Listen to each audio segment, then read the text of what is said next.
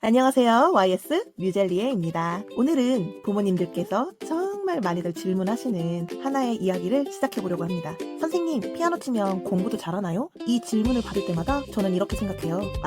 이건 단순히 성적 이야기가 아니라 아이의 미래를 진지하게 고민하고 계시는구나 하고요. 그래서 오늘은 된다, 안 된다 같은 단순한 대답이 아니라 왜 이런 말이 나오는지, 그리고 그 말이 터무니없는 이야기가 아니라는 근거를 가지고 차분하게 이야기해보려고 합니다. 저는 피아노를 단순히 손으로 치는 악기라고 생각하지 않아요. 피아노는 뇌 전체를 동시에 사용하는 활동이에요. 아이들이 피아노를 칠 때를 보면요, 양손을 따로 사용하죠? 이건 좌뇌와 우뇌를 동시에 쓰는 활동이에요. 또 악보를 보면서 소리를 듣고 그걸 손으로 바로 옮깁니다. 그런데 양손 따로 생각해야 돼요. 즉 시각, 청각, 운동, 감각 이 세 가지를 동시에 통합해서 쓰고 있는 거예요. 그리고 피아노 연주는 항상 순서와 패턴 안에서 이루어집니다. 어느 음이 먼저 나오고 그 다음엔 뭐가 나오고 어디서 반복이 되고 어디서 바뀌는지, 이건 단순한 음악 활동이 아니라 수학적 사고의 기초가 되는 패턴 인식 능력과도 연결이 돼요. 그래서 저는 이렇게 말하고 싶어요. 피아노는 공부 머리를 만드는 뿌리 같은 활동이라고요. 많은 분들이 집중력을 이렇게 생각해요. 30분 동안 꼼짝도 안 하고 앉아있는 것. 근데 사실 아이에게 필요한 집중력은 그게 아니에요. 피아노 수업을 떠올려 보면요, 아이들이 30분 내내 완벽하게 집중을 하나요? 아니죠. 대신 이런 일이 반복이 됩니다. 짧게 집중하고 조금 쉬었다가 다시 또 집중하고 또 다시 돌아오는 것. 이건 긴 집중 한 번이 아니라 짧은 집중을 여러 번 유지하는 힘이에요. 그리고 이 방식은 실제 공부할 때 필요한 집중 방식과 거의 같아요. 문제 하나 풀고 다음 문제로 넘어가고 잠깐 흐트러졌다가 다시 돌아오는 힘. 피아노는 이걸 자연스럽게 연습하게 해주는 도구예요. 피아노 수업에서 실수는 너무 자연스러운 일이에요. 음을 틀리고 리듬을 놓치고 손이 엇갈리고. 그런데 중요한 건 실수 자체가 아니라 그 다음이에요. 틀리면 다시 치고 조금 고쳐보고 다시 시도합니다. 이 과정 속에서 아이는 배워요.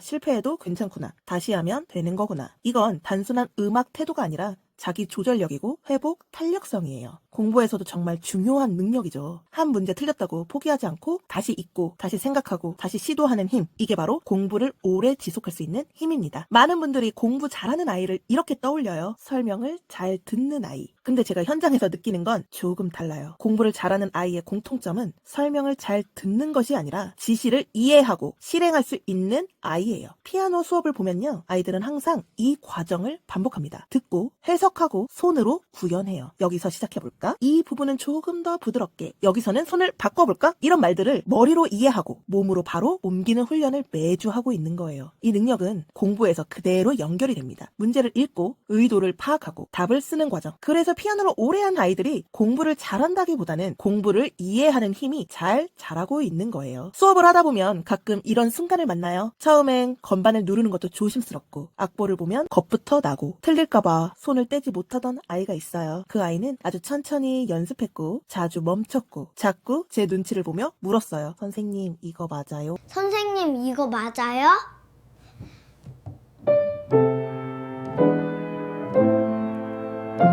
그럴 때 저는 이렇게 말해요. 지금은 맞고 틀림보단 내가 생각하고 있다는 게 더 중요해. 그리고 다시 아이 손 옆에서 조용히 기다려줍니다. 그러다 어느 날 그 아이가 악보를 보며 아무 말 없이 건반을 누르기 시작해요. 완벽하지는 않지만 멈추지 않고 끝까지 가요. 그 순간 저는 알게 됩니다.